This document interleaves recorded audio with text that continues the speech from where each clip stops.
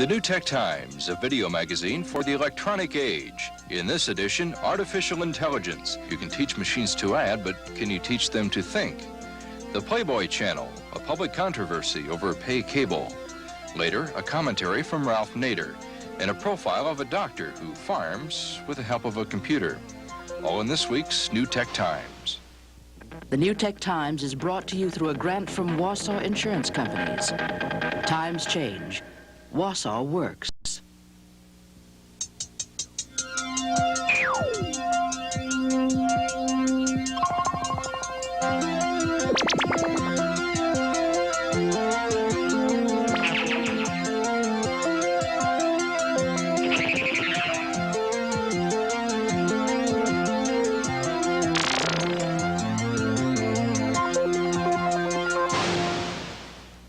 Hi, I'm Nicholas Johnson. Humans have always been challenged and a little overwhelmed by their technology. Remember that song about John Henry, the steel-driving man pounding spikes in the railroad? Well, he wanted to prove he was better than the newfangled steam drill, and he did it. But then he laid down his hammer and he died. Well, now it's the computer. But the stakes are higher, as we're matching brains, not brawn. I have a program for my home computer that plays chess and beats me every time. Now, does this mean my machine can think? Well, scientists have long been intrigued with developing computers that can act on their own. And here's reporter Ken Munt with our story about what scientists call AI, or artificial intelligence. It's 9:40 p.m. If you're suffering from high-tech anxiety, the good news is that we're still in charge. When it comes to computers, we still do the thinking, and our fingers still do the walking. For now. 108 pounds. But into a world that already knows artificial sweeteners and artificial coloring comes artificial intelligence. The effort to make computers truly smart, capable of independent, original thought. Roger Schank is chairman of the Yale Computer Science Department and also founder of Cognitive Systems Incorporated. The major problem in getting computers to think is trying to find out how it is that people think.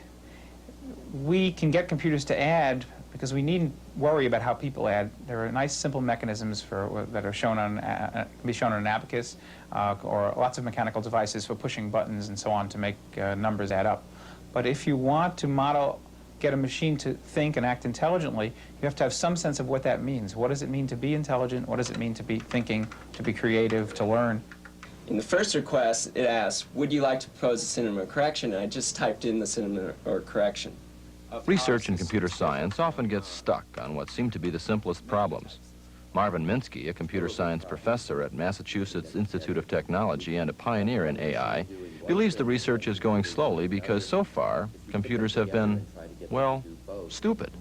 They only do what we tell them in some sense, and over the last 20 years, we've got to be able to tell them more and more and more, but although they can do many things that experts can do, they can't do many of the things that even a young child, a 3-year-old, can do. They have no general common sense. And so I'd say the central goal in research on artificial intelligence is to try to see how we can make machines do the kinds of things that if a person did, we'd say is intelligent. But Roger Schank says computers may soon be able to provide original information, thoughts if you will, and not just programmable information. Show me that in box. Now the program's never heard the word box before, and so it asked me what I mean by that. Box is not understood. Would you like to propose a synonym? And I'll say yes. And the synonym I'll give it is dollars. Here it has to understand that current assets is a synonym for CA, but here it has to realize that Y is not a synonym for CL, and then query for the appropriate words. My belief is that artificial intelligence is at the stage where it could possibly produce products. So Cognitive Systems has made deals with banks and insurance companies and brokerage houses to provide information of the kind that people ask about what to invest in, or how to deal with IRAs or money market accounts, or what kinds of insurance policies and financial planning is relevant.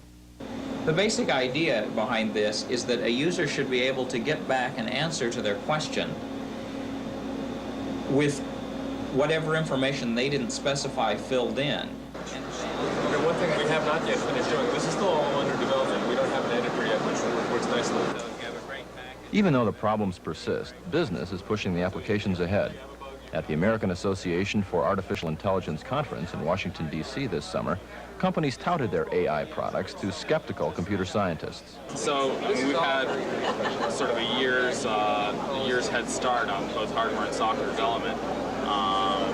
You know, we have Fortran 77. Now, you may not be thrilled about Fortran programming, but I'm trying to get across the point that we have a large software development group. One of those skeptical computer scientists is Professor Joseph Weizenbaum of MIT. Is where you now have industrial interests and university research interests that intermingle in one way or another. Is the exercise of academic freedom under those circumstances still possible? For example, can graduate students who say are working for something which will be useful for cognitive systems, Roger Shank's firm, can they tell all other graduate students, can they tell their colleagues exactly what they're doing? Can they give a lecture about it in another university and so on and so forth? Or is there something proprietary about it? In addition to the problem of conflicting loyalties, Professors Minsky and Weizenbaum say practical research in artificial intelligence is short-sighted, that solving small business-oriented problems today may take away from solving the big problems of tomorrow. To understand the world better, to understand the brain better, will feed the practical applications. But the moral is, the more you have that in mind, the shorter your range is and the less imaginative. If you work on a problem in order to make an oil well drill work faster, then maybe that's all you'll get. In the end, it doesn't make any difference. I mean, if solving problems and correctly analyzing chemicals and all that, if that makes a difference, then these programs make a difference. Okay. But it seems to me that at the moment, this time when it processes the results, the applications of AI are, add this horse with memory. you know, so to speak, marginal. You know, they may make some things easier and all that, but it's in a certain sense not terribly important. That was the actual winner there, and you see that's the horse that it thought would win. Roger Shank argues that solving the day-to-day problems is important, and in the end, may make all the difference in the world. And I think I can provide information to people, which I think is one of the biggest problems we have in the world. People are ignorant, by means of having these smart machines available to them at their fingertips. In other words, today we have televisions available to people at their fingertips, and they aren't necessarily the smartest machines man can devise. But a computer that is friendly and easy to talk to and has lots of information at one's fingertips may be a very helpful teacher and maybe even settle marital disputes or advise on raising the children or give medical advice, a whole range of, say, home functions that would just make people's lives easier and more informed. And I think that's a noble goal, and I'd like to try to achieve it. Whatever we may mean by intelligence, computers can help with decisions. My grandparents were farmers who took to new innovations with such enthusiasm, I'm confident they would have computers today. And it's that spirit that now enables less than 5% of our population to produce enough to feed 230 million Americans, much of the rest of the world, and have so much surplus we have to take land out of production. Now, I choose to locate my own electronic cottage in my home state of Iowa, where my family's still in agriculture. So you can see why I had a special interest in this week's story of a successful farmer's use of computers. Reporter Gary Probst has this profile.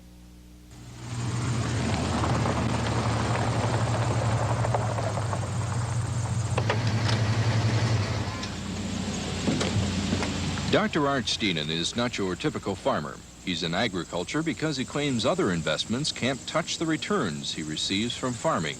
He's been making hefty profits from cash crops and cattle during years when most farmers have barely been able to break even.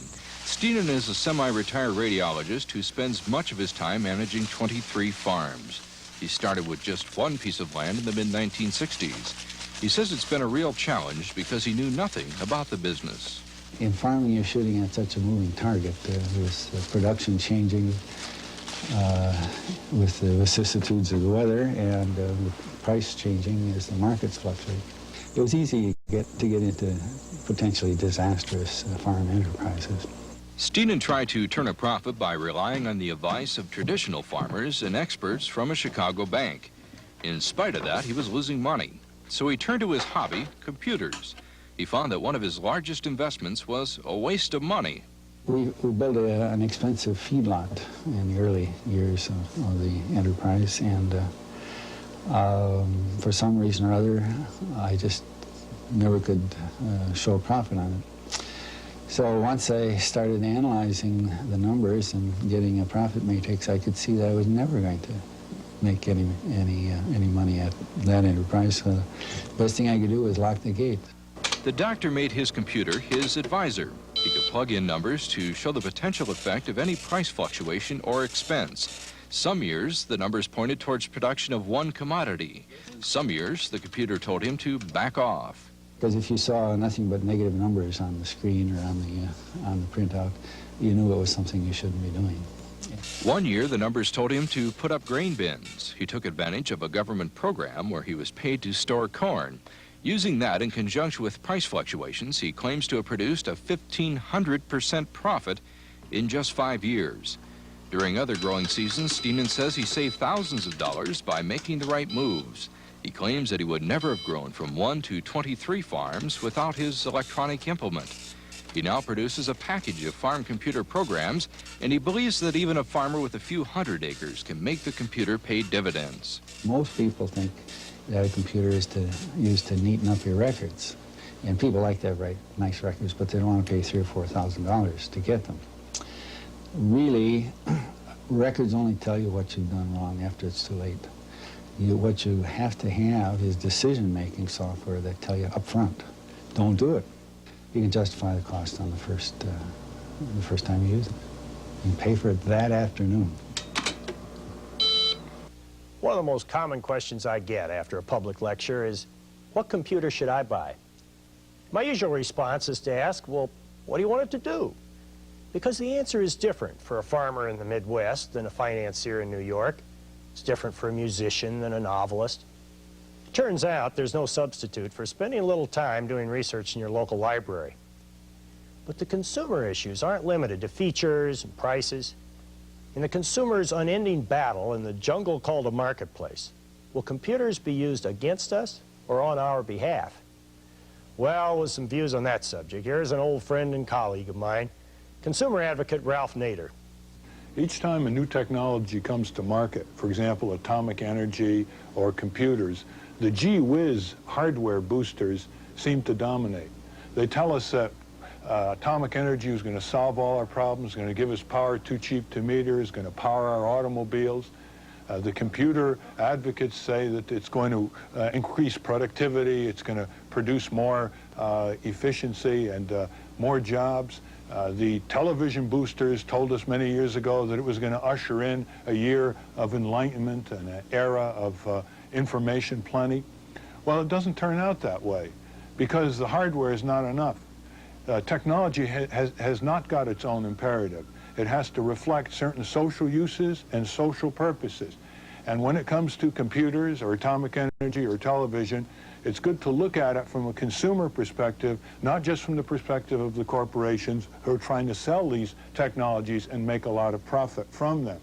That's why in the current discussion of computers, we have to look at why computers for so many years have only served the ends of sellers, of corporations, and how little there has been in terms of applying computers for use by consumers themselves to get information rapidly about the best auto insurance policies or the best food products or the best cars.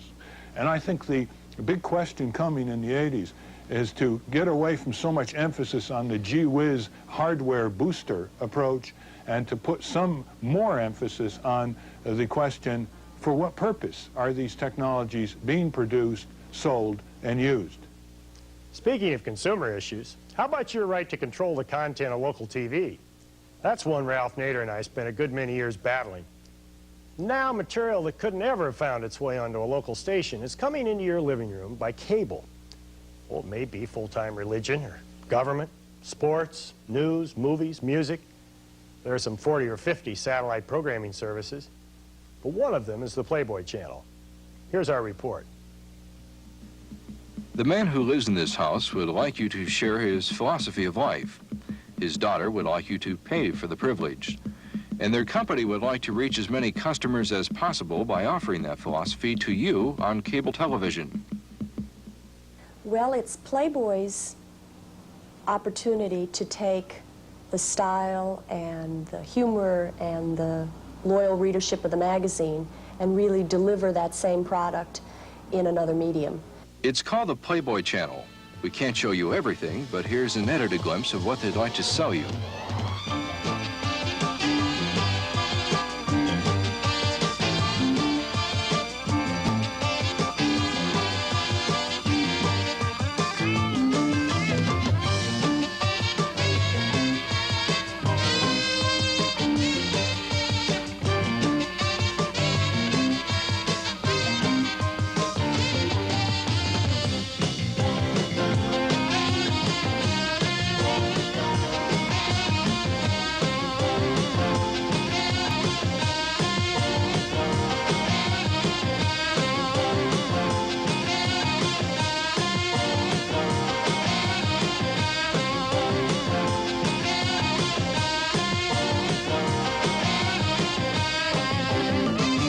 It's the Disney Channel for adults. It's an erotic, sensual, fun, sexy kind of service. And the fact that it's available in people's homes, instead of having to go to the Pussycat Theater, which most people would not necessarily want to have to go to, I think makes a big difference, because people are interested in things that are fun and sexy, but they're interested in sharing that with somebody that they care about in their home and not necessarily with somebody wearing a raincoat next to them in a movie theater. Who watches the Playboy Channel? About 500,000 subscribers to this pay cable service. We sort of presumed that it would tend to be a male experience as the magazine is, and we might get a little bit of female viewership, but not much. And the truth is that about 20% of our subscribers are actually single women, and another significant percentage, about 40%, are couples. But programming the Playboy Channel for this audience is not so easy to do. The hard part of this job is that there are only a few people in the entire world who know how to make erotic visual material. And there's certainly even less who know how to make erotic visual material with wit and style. It's Foreplay, a sitcom Playboy style. And the reason for going to all this trouble? Corporate profits. We are now at 500,000 subscribers. And if we, in fact, are able to maintain our rate of attracting, say, 15% of basic cable subscribers, well, that number is supposed to be up in the 40 to 50 million figure in the not-too-distant future. The economics of 4 or 5 million subscribers paying on average, $7 or $8 a month for the channel, obviously, you can do the math, and it's a very lucrative business. But there's trouble at the mansion because not everyone is eager for the Playboy Channel. Last May in Cincinnati, the Playboy Channel was offered by the local cable company. Soon after, Warner Amex was indicted by the grand jury for pandering obscenity. The channel was temporarily discontinued, and Pastor Jerry Kirk wants to make it permanent. I think the people of America have had it. I think they're fed up to hear with the way that so many of the leaders of the media are promoting their convictions about family life and sexuality. Here's a look at the sexy side of life with Sexcetera, the news according to Playboy. The Playboy Channel promotes the philosophy of the Playboy magazine, and the Playboy magazine has lent respectability to the startling growth of the avalanche of pornography. That's just a word, and you could say pornography about anything you want if you want to stop somebody from doing something. We don't attempt to portray the whole realm of sexuality, would not cover, S&M kinds of subjects at all, but very much from a point of view that when people are watching it together, which is more often true than not, then it should be kind of a nice prelude to intimacy. It should be something that people feel good about, that makes them feel good. Frankly, after studying this for a year and a half, I've come to realize almost everybody wants to draw the line somewhere. The question is it partial nudity? Is it nudity? Is it heterosexual intercourse on tape? Is it homosexual forms of intercourse? Is it group sex? Is it child pornography, bestiality, or snuff? You know, where do you want to draw the line? Everybody wants to draw the line somewhere. But other people in Cincinnati would rather make that decision for themselves. Will Gates is challenging the out-of-court settlement that is keeping the Playboy channel off the local cable system. But here is something you subscribe to, just like subscribing to a magazine. And someone's coming and saying, hey, this thing that you just subscribed to, you can't have. We just don't think you can handle it. The community says you can't handle it. Well, I don't feel that the community has the right to tell me what I can handle and what I don't. So we're not saying to people they can't see things in the privacy of their homes. We are saying the state law that's against the pandering of obscenity is to be enforced. It's a good law. It's proper. People ought not to make money selling this kind of material. So that's what we're saying. And it's not an obscenity issue. It's a First Amendment issue as far as I'm concerned at this point. And whether it was the Playboy channel or the prevention of a liberal from talking or a conservative from saying what he wanted to say, it's the same thing. I'm being denied a right to hear something, view something. It's secondary that it happens to be obscene, or may be obscene, because it hasn't been proven that it was obscene. The Playboy channel, it's raising corporate hopes, cable headaches, and community controversy about adult entertainment in the New Tech Times. If you were troubled by that report, you can be grateful for what we edited out. The prospect of pornography on cable could just turn out to be that industry's time bomb. Just one more example of the decisions that are forced on us by the new technology. But whether it's the Playboy channel or Saturday morning cartoons, a major complaint about television is its passivity. Now, video games at least involve some interaction, and now there's a new form of home entertainment, interactive stories. Here to tell us about them is columnist and critic Tim Anosco. Hi, Tim. Hello, Nick. How different is this interaction? We think of television, radio, phonograph, books as being essentially one-way, passive. Is this really a radical breakthrough, the kind of thing that comes along once every 1,000 years or so? Well, I think only time will tell that. But certainly, new media like the video disc and even the personal computer are opening up brand new opportunities for storytelling. Tell us a little more about the video disc. How does it differ from the other forms of entertainment we're used to? Well, like a phonograph record, the disc has information organized in bands. And just like a phonograph record, you can move from one band to another out of sequence. In other words, you don't have to watch a movie from beginning to end or listen to something from beginning to end. You can jump around inside, and this gives storytellers kinds of new ways that they can spice up stories, present them in different manners, and let you choose and pick the way that you want to see a story presented. Or do you have an example here, maybe? Well, one example is what we've got up on the screen. This is a disc called Many Roads to Murder that's available now for consumers. It's set up like a game, and you can see a mystery story in any one of 16 different ways, and the players in the game choose the paths that they take. Here's just one example. That's where I'd start if I were the police. Lenore? That's where I'd start. And then the disc will tell us some more information and then ask us for a decision. We'll go to another section on the disc and make more decisions, then even go to an investigation file where you'll see single frames of text. For example, here's an interview. Here's evidence in the case. Gee, these are nice. Where'd you get these? I must have picked them up yesterday at the nightclub. During the day, there aren't any matches on the tables. How did you know that? I was guessing, really. Well, that really is quite a different way of getting a mystery story, I've got to admit. You also mentioned the home computer. Do you have any examples of that with you? Well, I think that the mystery actually works better on a personal computer. These are two interactive novels put out by a company called Infocom. One is called The Witness, the other one is called Deadline.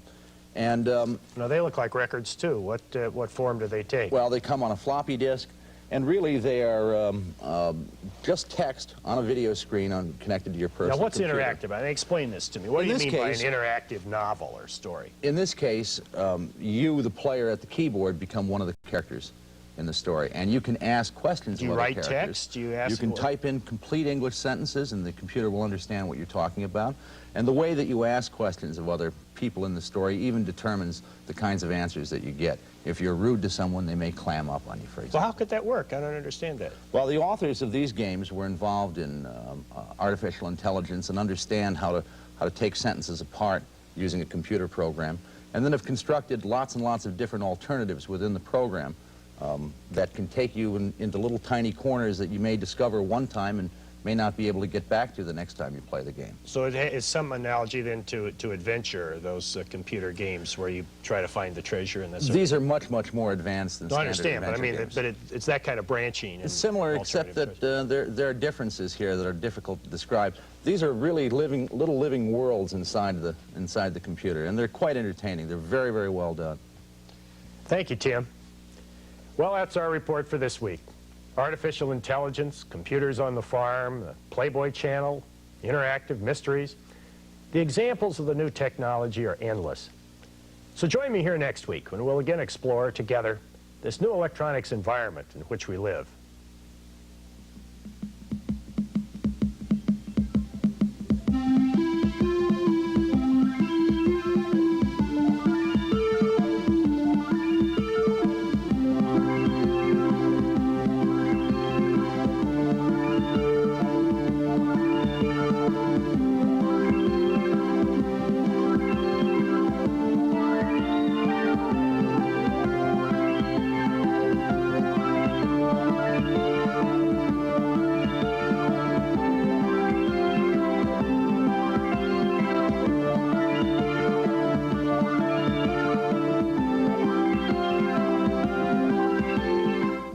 The New Tech Times has been brought to you through a grant from Wausau Insurance Companies.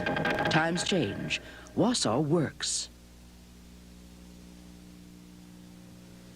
For discount information and your free copy of How to Buy a Home Computer, send $1 to The New Tech Times, 821 University Avenue, Madison, Wisconsin, 53706.